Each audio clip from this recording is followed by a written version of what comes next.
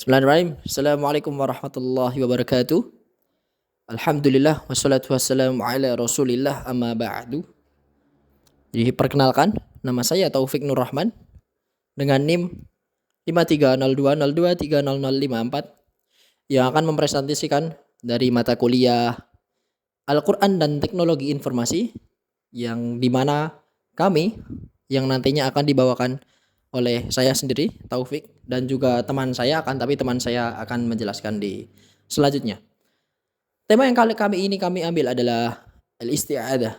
Ma huwa isti'adah? Apa itu isti'adah? Sering kita dengar sebuah kalimat isti'adah. Apa sih isti'adah itu? Jadi bagaimana sebuah kalimat isti'adah ini akan kami jelaskan dan bagaimana arti dari kalimat isti'adah ini juga akan kami jelaskan. Next. Yang pertama, dalil yang kami ambil dari mana isti'adah ini diambil? Maka dari Quran surat An-Nahl ayat 98 yang berbunyi A'udzu billahi minasyaitonir rajim. Fa idza qara'tal Qur'ana fasta'idz billahi minasyaitonir rajim. Yang artinya apabila engkau hendak membaca Al-Qur'an, mohonlah perlindungan kepada Allah dari syaitan yang terkutuk. Al-Quran Terjemah Kemenak 2019.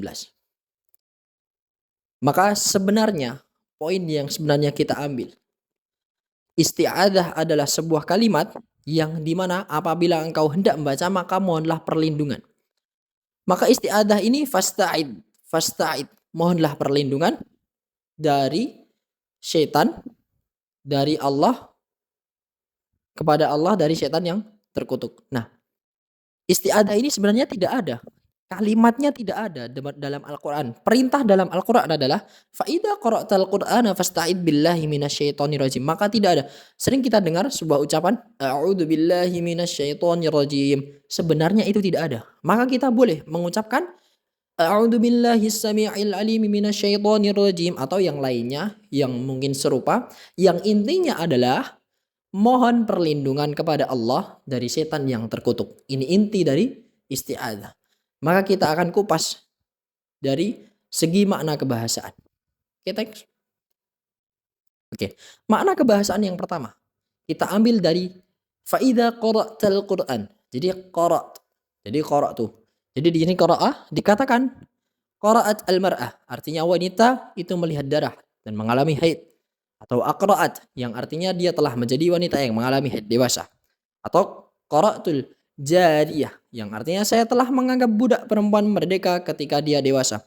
Al-qur' kemudian adalah kata yang digunakan untuk menunjukkan masuknya masa haid dari masa suci dan dikarenakan kata tersebut mencakup dua hal yaitu suci dan haid, maka ia dapat diucapkan untuk menunjukkan makna masing-masing keduanya.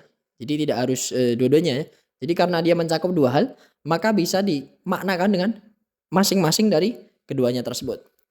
Sebab setiap kata yang memiliki dua makna secara kebahasaan dapat diucapkan pada salah satu maknanya ketika terpisah. Seperti kata al-ma'idah yang dimana bisa bermakna meja makan atau hidangan makan. Jadi ada dua makna yang bisa kita artikan dalam makna kebahasaan di sini.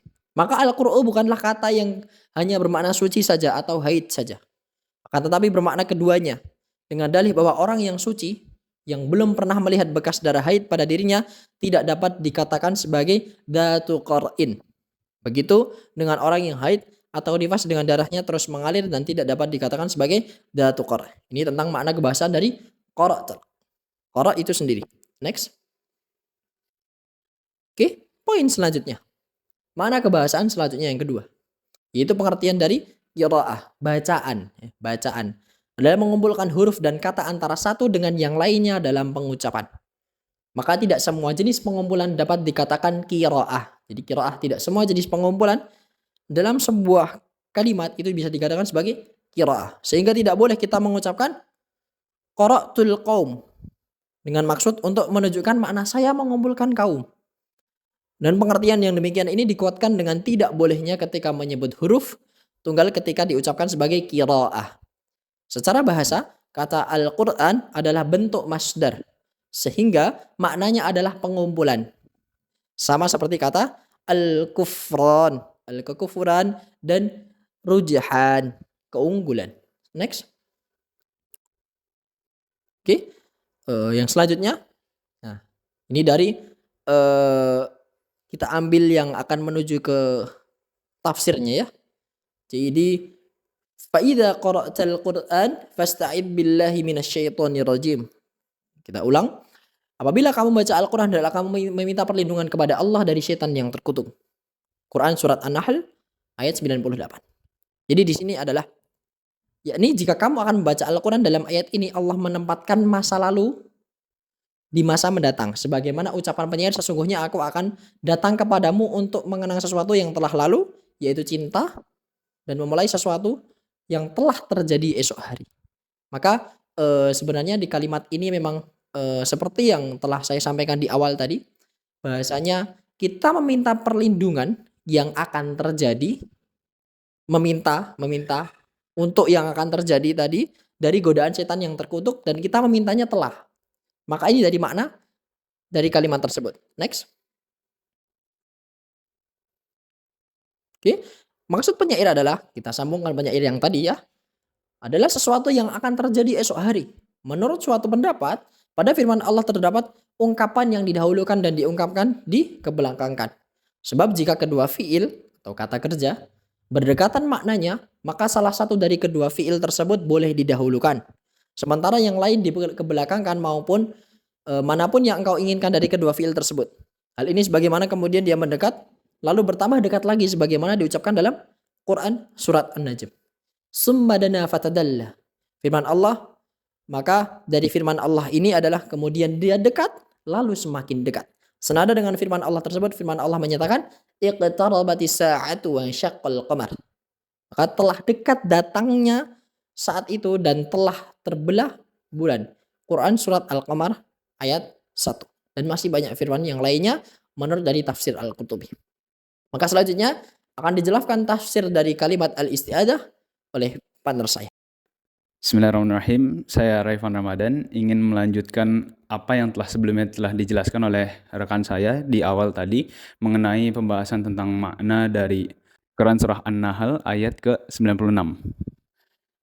Yaitu kita sampai pada tafsir yang di sini adalah ar-rajim, di kata ar-rajim, yaitu artinya adalah ar-rajim artinya adalah melempar batu, dan kata ar-rajim artinya melempar dengan batu.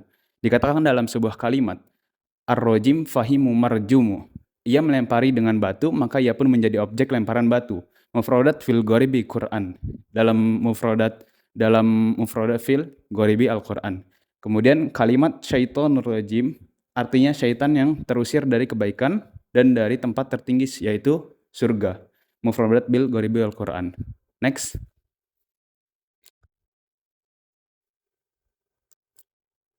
Ya, kemudian di sini ada tafsir ringkas dari dari kitab Al-Furqan, yaitu adalah lantaran itu apabila engkau mau membaca Al-Quran, ini dari yang dari Quran surah An-Nahl, tafsiran dari Quran surah An-Nahl ayat 96 tadi dari kitab Al-Furqan, apabila engkau mau membaca Al-Quran, hendaklah engkau berlindung kepada Allah daripada setan yang terkutuk, yaitu membaca a'udzubillahi minasyaitonirrajim. Next. Kemudian ini adalah tafsir dari tafsir Al-Quran tadi An-Nahl ayat 96 tadi, yaitu tafsir dari Al-Qurtubi. Dalam ayat ini membahas satu masalah, yaitu ayat ini berhubungan dengan firman-Nya. Jadi ini tafsir dengan tafsir, maksudnya tafsir Al-Quran dengan Al-Quran. Wa nazzalna 'alaikal kitaba tibyanan likulli syai'in. Terjemahan Kemenak 2019 yaitu adalah kami turunkan kitab-kitab Al-Quran kepadamu untuk menjelaskan segala sesuatu. Quran surah An-Nahl ayat 16, Quran surah 16 ayat ke-89. Jika Anda hendak membacanya, maka mohonlah perlindungan kepada Allah dari tindakan setan yang menghalang-halangi Anda untuk merenunginya dan mengamalkan apa yang terkandung di dalamnya. Bukanlah yang dihendaki dan hendaknya Anda memohon perlindungan setelah membacanya. Akan tetapi, hal ini sebagaimana diungkapkan, Anda idza akalta faqul bismillah. Idza akalta faqul bismillah, yaitu jika kamu makan, maka hendaklah kamu membaca basmalah.